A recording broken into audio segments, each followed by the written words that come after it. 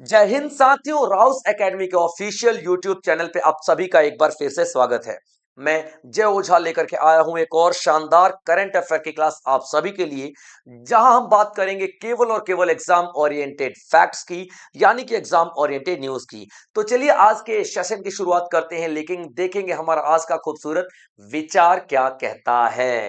तो दोस्तों, जीवन में बड़ा लक्ष्य हासिल करना चाहते हो तो अपनी योग्यता को निखारना चाहिए। योग्यता से ही मुश्किल काम आसानी से पूरा हो सकता है।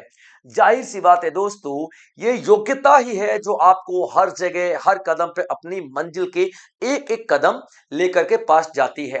ये योग्यता ही है जो आपको हौसला देती है कि हाँ, आप कर सकते हैं। ये योग्यता ही है जो आपको हर जगह समाज में, सोसाइटी में, स्कूल में, हर जगह इज्जत दिलाती है। तो अपनी योग्यता को निखारने के लिए आप जितनी ज्यादा मेहनत कर सकते हैं उतनी ज्यादा मेहनत कीजिए। चलिए दोस्तों, देखते हैं पहला न्यूज आपकी क्या है। तो 3 inland waterways project announced on Brahmaputra. Brahma नदी है जो ब्रह्मपुत्रा पर 3 अंतरदेशीय जलमार्ग परियोजनाओं की घोषणा की गई है। ठीक है बच्चे, याद रखना 3 अंतरदेशीय यानी कि इनलैंड की बात करते हैं ना बच्चों। ठीक है, तो हमारे देश के बाउंड्री में, ठीक है, देश की बाउंड्री में, याद रखना देश की बाउंड्री में हम लोग बात करते हैं। तो हमारे देश की बाउंड्री के अंदर अंदर 3 ऐसी परियोजनाएं शुरू की गई हैं। ठीक है बच्चों, जो कि ट्रांसपोर्ट का काम करेंगे, ट्रांसपोर्ट वाली परियोजनाएं। अभी देखिएगा बच्चों, सर्बानंद सोनोवाल जी ने, यूनियन मिनिस्टर सर्बानंद सोनोवाल जी ने इनॉग्रेट किया, यानी कि उद्घाटन किया है Bogibeel custom and immigration complex. यानी कि एक ऐसी बिल्डिंग है, ठीक है, बोगीबिल में एक ऐसी बिल्डिंग है बच्चों, इसको हम कॉम्प्लेक्स बोलते हैं, मैं ऐसी बनाता हूं। ठीक है, एक ऐसी बिल्डिंग है जो कि क्या है, custom and immigration complex. Custom का मतलब क्या होता है, जब आप एयरपोर्ट पे उतरते हो ना, तो कस्टम अधिकारी आपका सामान वामान चेक करते हैं कि आप कहीं इलीगल चीज लेकर के तो नहीं आ रहे हैं। एक्सपोर्ट इंपोर्ट आप परमिशन से कर रहे हैं कि नहीं कर रहे हैं, आपको किस चीज को ले जाने का अधिकार है, किस चीज को ले आने का अधिकार है, सब कुछ कस्टम अधिकारी चेक करते हैं। तो उनका एक ऑफिस और एक इमिग्रेशन ऑफिस। इमिग्रेशन का मतलब क्या होता है, आप किसी देश में जा रहे हैं, पलायन कर रहे हैं, तो पासपोर्ट वगैरह देखना। ठीक है बच्चे, तो इमिग्रेशन और कस्टम ऑफिस आपको दिखाई देगा बोगी बिल में। ठीक है बच्चों, बोगी बिल में, याद रखिएगा। ठीक है, पहला पॉइंट। दूसरा, आप लोग देखोगे Dhubri custom and immigration complex, यानी सेम चीज है लेकिन धुबरी में। ठीक है बच्चों, सेम चीज है लेकिन धुबरी में। उसके बाद आप लोग क्या देखोगे बच्चों, ठीक है, IWAI heritage building on national waterway 2। ठीक है, याद रखना नेशनल वाटरवे 2 पे आप लोग देखोगे IWAI यानी inland waterways authority of India, inland waterways authority of India. ठीक है, इसका भी आप लोग बिल्डिंग देखोगे। ठीक है, inland waterways authority of India, inland waterways authority of India heritage building, यानी कि यहां पर हम अपनी हेरिटेज को बचाने की कोशिश करते हैं। यानी एक ऐसी बिल्डिंग है जहां पे हमारी संस्कृति को दिखाया जाएगा। ठीक है बच्चे, याद रखेगा। तो सर्बानंद सोनोवाल ने राष्ट्रीय जलमार्ग 2 पर, अब ये राष्ट्रीय जलमार्ग क्या होता है, जैसे देखिए नेशनल हाईवे 1 नेशनल हाईवे 2 होता है ना, वैसे ही नेशनल जलमार्ग भी होते हैं। तो नेशनल जलमार्ग 2 पर बोगीबिल कस्टम और immigration complex, Dhubri custom and immigration complex और IWAI हेरिटेज बिल्डिंग का उद्घाटन किया है। ठीक है, याद रखना। अब आप क्या देख रहे हो यहाँ पे, ये तीनों चीज आपको, ठीक है, इनलैंड वाटरवेज, ठीक है बच्चों, इनलैंड वाटरवेज 2, ठीक है बच्चों, इनलैंड इनलैंड वाटरवेज 2, ठीक है बच्चों, के ऊपर दिखाई देगा। जैसे NH1 NH2 होता है ना, वैसे ही राष्ट्रीय जलमार्ग 2 पर आप लोगों को ये दिखाई देने वाला है। और ये तीनों की तीनों परियोजनाएं बहुत ही ज्यादा इंपॉर्टेंट है। ठीक है बच्चे, और ब्रह्मपुत्र नदी पर आपको दिखाई देंगी। चलिए आगे बढ़ते हैं, अगली न्यूज हम लोग देख लेते हैं बच्चों कि ईरान का सुप्रीम लीडर, ठीक है, ईरान के सुप्रीम लीडर को मार दिया है और इसराइल यूएस के अटैक ने। देखिए बच्चों, यूएस और इसराइल ने अटैक किया है किसके ऊपर, तो ईरान के ऊपर अटैक किया है। ठीक है बच्चों, ईरान के ऊपर अटैक कर लिया है। अब आप यहाँ पे क्या देखोगे, एक अयतुल्ला अली खामनेनी, ठीक है बच्चों, खामेनेई, इसको आप लोग अली खामनेई ही लिख लो। ठीक है, अली खामेनेई की हम यहाँ पे बात करते हैं। ठीक है बच्चे, अली खामेनेई। तो अली खामेनेई की मृत्यु हो गई है। अभी देखिए इजराइल ने जो ऑपरेशन किया है, इजराइल ने जो क्या किया है, ऑपरेशन किया है, उस ऑपरेशन का नाम क्या है, लॉयंस रोर। ठीक है बच्चों, लॉयंस रोर यानी कि शेर की दहाड़। और यूएसए ने जो ऑपरेशन किया है वो है एपिक फ्यूरी।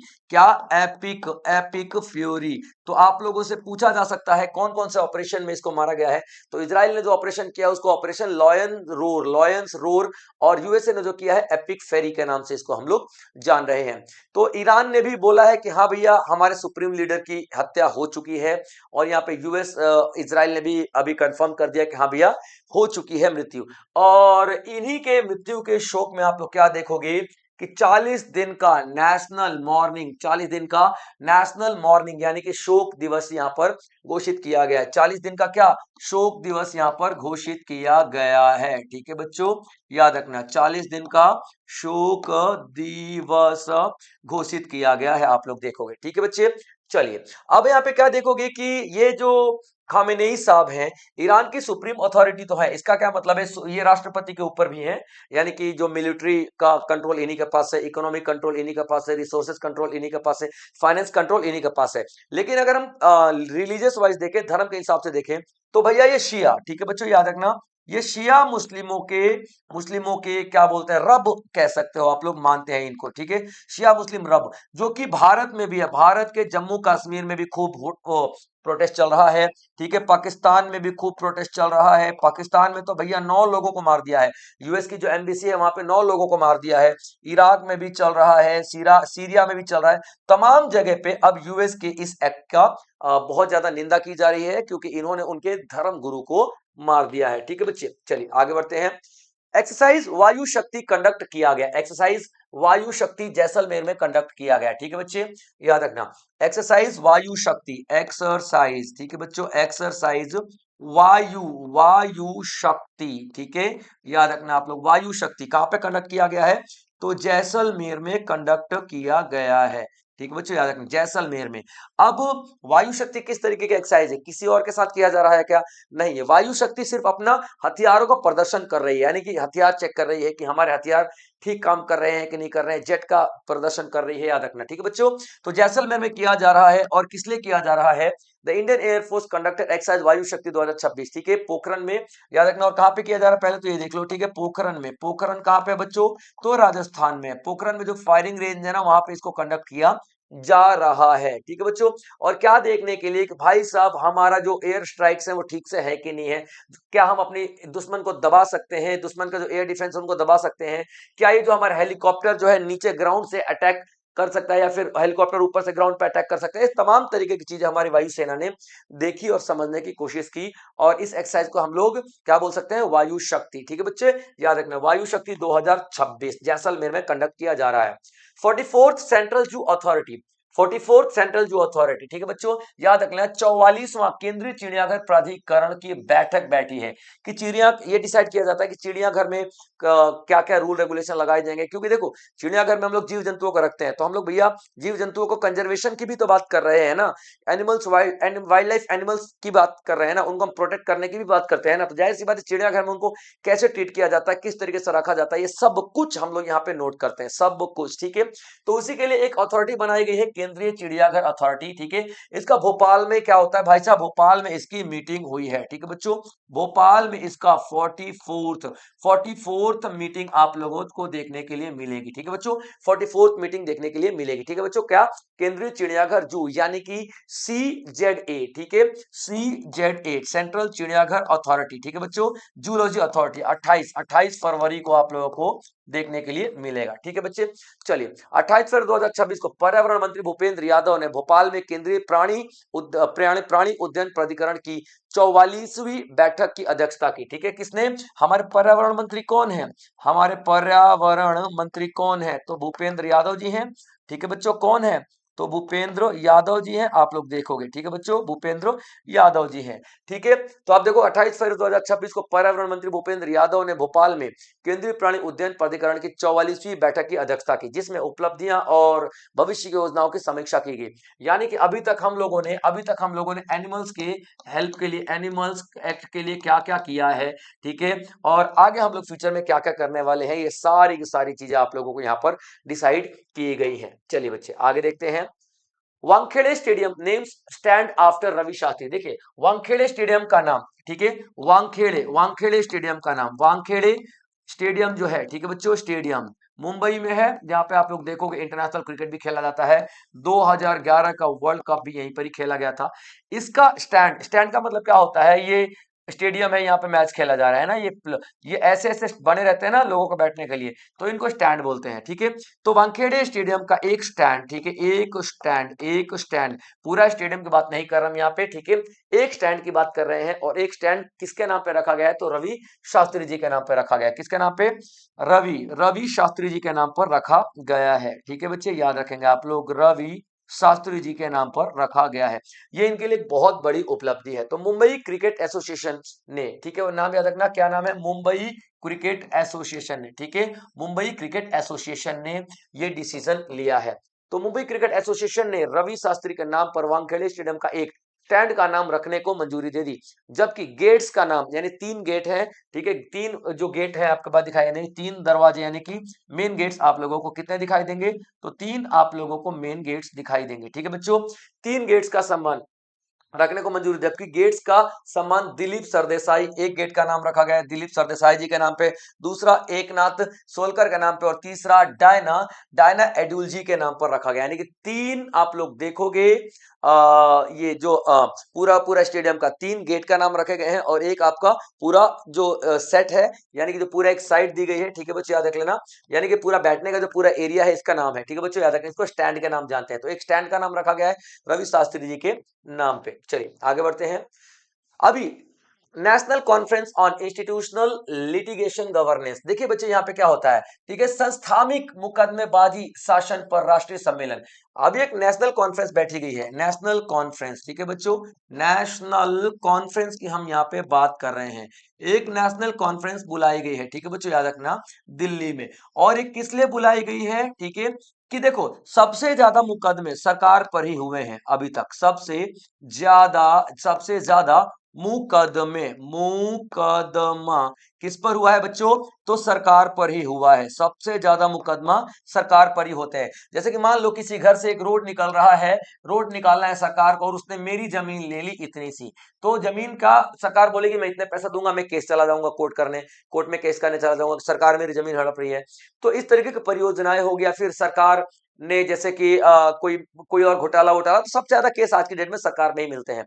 अब ये इस रोड पे जब तक केस चलेगा कोई परियोजना बन नहीं सकती। तो इस तरीके से ना विकसित भारत का जो लक्ष्य हमारा पीछे हो जाता है। ठीक है बच्चों, विकसित भारत का लक्ष्य हमारा पीछे हो जाता है, याद रखना आप लोग, विकसित विकसित भारत का जो लक्ष्य है ना वो पीछे हो जाता है, जो कि 2047 तक का है। परियोजनाएं बनेंगे ही नहीं, इतने सारे केस रहेंगे। तो उन्हीं केसों को सुलटाने के लिए यहाँ पे एक कॉन्फ्रेंस बुलाई गई है दिल्ली में। तो केंद्रीय सचिवों और विधि अधिकारियों की राष्ट्रीय सम्मेलन भारत मंडपम नई दिल्ली में आयोजित की गई, जिसका उद्देश्य अनावश्यक सरकारी मामलों को कम करके विकसित भारत 2047 के लिए संस्थागत मुकदमेबाजी शासन को मजबूत करना है। ठीक है बच्चे, चलिए आगे देखते हैं। अगली जो न्यूज है बच्चों, आपको मिशन वसुंधरा 3.0 असम ने शुरू किया है। मिशन वसुंधरा।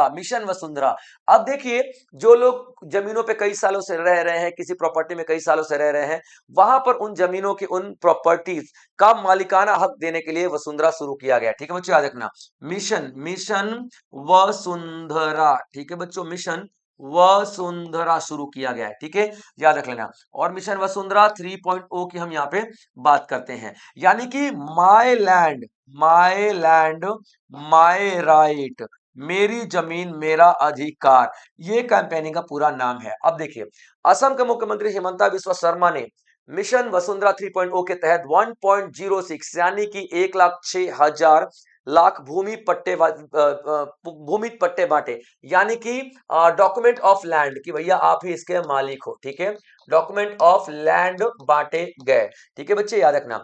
अब जिसमें वन अधिकार अधिनियम 2026 के तहत अब जो जमीन जंगलों में है, जंगलों में कोई जमीन है तो जंगलों में जो जमीन है उसको कैसे बांटे जाएंगे, तो एक फॉरेस्ट राइट एक्ट है 2006 का, फॉरेस्ट राइट एक्ट है 2006 का, ठीक है। उसमें 538 रेजिडेंट्स को जमीन दी जा रही है। अब जंगलों की जमीन आम जमीन थोड़ी ना है, तो जंगलों में कहां से जमीन दी जाएगी, फॉरेस्ट राइट एक्ट 2006 के तहत जो भी नियम लागू होंगे उस नियम के तहत जो लोग जंगलों में रह रहे हैं उनको उनकी जमीन इस तरीके से दी जाएगी, ठीक है बच्चे, तो याद रखेंगे। तो ओवरऑल आप लोग देखोगे कि माई लैंड माई राइट यानी कि मेरी जमीन मेरा अधिकार एक कैंपेनिंग असम सरकार के द्वारा शुरू किया गया है। अब देखिए माइक्रो भारत उन्नत मेमोरी सेमीकंडक्टर निर्माण में प्रवेश करता है, ठीक है, यानी कि India enters memory semiconductor manufacturing. अभी देखिए सेमीकंडक्टर की बात कर रहे हैं, ठीक है बच्चों, ताइवान सबसे बड़ा मैन्युफैक्चरर है, ताइवान सबसे बड़ा क्या है, मैन्युफैक्चरर है। किस चीज का मैन्युफैक्चरर भाई साहब, तो सेमीकंडक्टर का मैन्युफैक्चरर है। लेकिन आए टाइम लगता है कि चाइना का उस पर कब्जा हो जाएगा, इस वजह से भारत सेमीकंडक्टर बनाने की शुरुआत कर चुका है, ठीक है बच्चों। भारत अब क्या बनाएगा, तो सेमीकंडक्टर बनाएगा, ठीक है, याद रखना। तो अभी देखिए माइक्रो माइक्रोन टेक्नोलॉजी, एक टेक्नोलॉजी है माइक्रोन टेक्नोलॉजी, ठीक है बच्चों, क्या टेक्नोलॉजी का नाम है, माइक्रोन टेक्नोलॉजी, ठीक है बच्चों। माइक्रोन टेक्नोलॉजी ने गुजरात के सनंद में मेमोरी चिप असेंबली शुरू की, ठीक है बच्चों। गुजरात के सनम में मेमोरी चिप असेंबली, ठीक है बच्चे, मेमोरी चिप असेंबली की बात होती है, ठीक है बच्चे, याद रखना। मेमोरी चिप असेंबली शुरू की जिसका उद्घाटन नरेंद्र मोदी ने किया, जो भारत के उन्नत सेमीकंडक्टर पैकेजिंग परीक्षण और वैश्विक इलेक्ट्रॉनिक्स आपूर्ति श्रृंखलाओं में प्रवेश को दर्शाता है, यानी हम लोग अब सेमीकंडक्टर के प्रोडक्शन में बहुत ज्यादा आगे निकल रहे हैं और यहाँ पे नरेंद्र मोदी ने इसका उद्घाटन किया है, ठीक है बच्चे। चलिए, तो ये था हमारा आज का सेशन। आई होप आप लोगों ने एंजॉय किया होगा और नोट्स जरूर बनाए होंगे। इसी तरीके को और भी बेहतरीन सेशन मैं आप लोगों के लिए लेकर के आता रहूंगा। तब तक आप लोग अपना ध्यान रखेंगे बच्चों। जय हिंद।